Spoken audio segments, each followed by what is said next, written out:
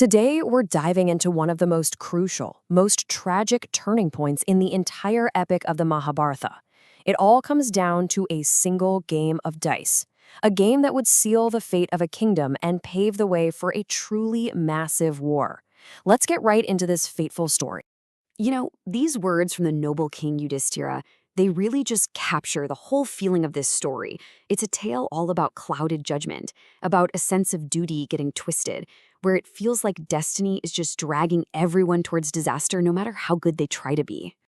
So picture this. After that first disastrous game of dice, where the Pandavas lost literally everything, their kingdom and all their wealth were actually returned by the blind king Dhritarashtra.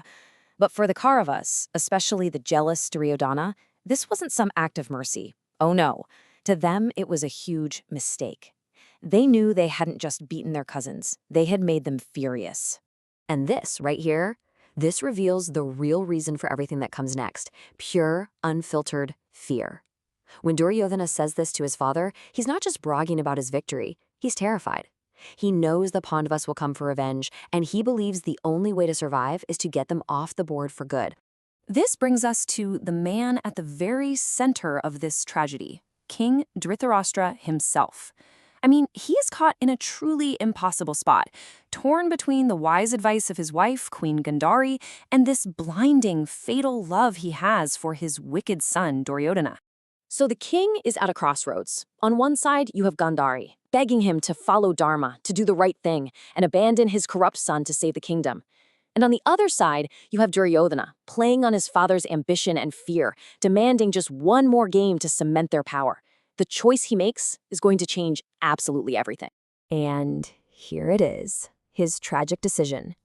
Instead of choosing wisdom, instead of being a king, Dhritarashtra just throws his hands up and blames it all on fate. He tells himself he's powerless, that it's all destiny's plan.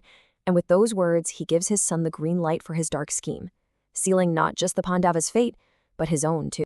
So the messengers are sent. The Pandavas were already on their way home, are called back to the court for one final game. Now, Yudhishthira knows it's a trap. He can feel it. He knows this will lead to nothing but ruin. But he's bound by his dharma, his sacred duty. As a king, he can't refuse a challenge, and he can't refuse an order from his elder. The trap was set, and he had to walk right into it. And just listen to the stakes of this game. They were designed for total and complete ruin.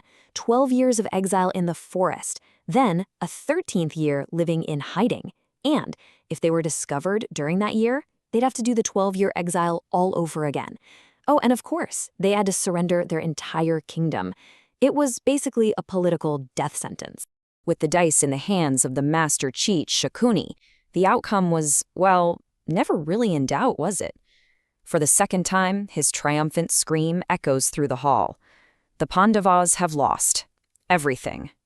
Again. Their fate is sealed. But this time, the humiliation quickly boils over into pure righteous fury.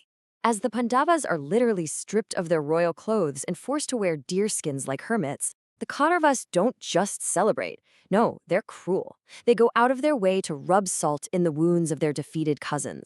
Dushashana just unleashes this stream of vile insults, mocking the Pandavas and their wife, Draupadi. He taunts them, saying Draupadi should just abandon her exiled husbands and pick a winner. His words are like daggers, and they provoke an immediate and honestly terrifying response.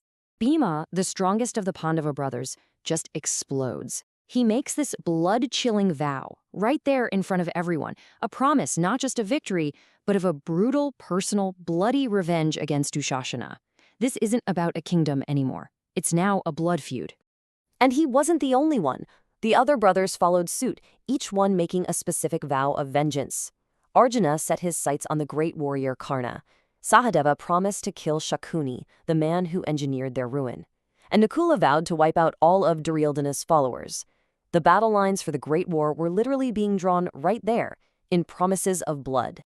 And so, their long journey begins. Stripped of their crowns, their riches, and their dignity, the five brothers and Draupadi walk out of that hall and into a 13-year exile. And the people of Hastinapura, they just weep as they watch their beloved princes leave. You know, maybe the most heartbreaking moment of all is their farewell to their mother, Kunti. Her pain is just off the charts. She can't understand how her virtuous, noble sons could end up like this, and in her grief, she actually blames herself. It's just a moment of profound sadness that really shows you the human cost of this political game. Now, if you're wondering why the Pandavas just accepted this, you have to understand the idea of dharma, their sacred duty.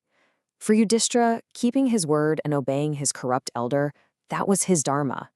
It's this absolute commitment to duty that leads them straight into this tragedy, which is what makes it so incredibly profound. So you see, the Pandavas' departure into exile wasn't an ending at all. It was a beginning. This one, single, fateful game planted all the seeds of hatred, of vengeance, of honor, that would, 13 years later, explode into the devastating Kurukshetra War, a war that would end up consuming the entire kingdom. And all of this leaves us with a really powerful question, doesn't it? Was this whole thing, as King Dhritarashtra wanted to believe, just destiny playing out? Or was it a catastrophic failure of human beings?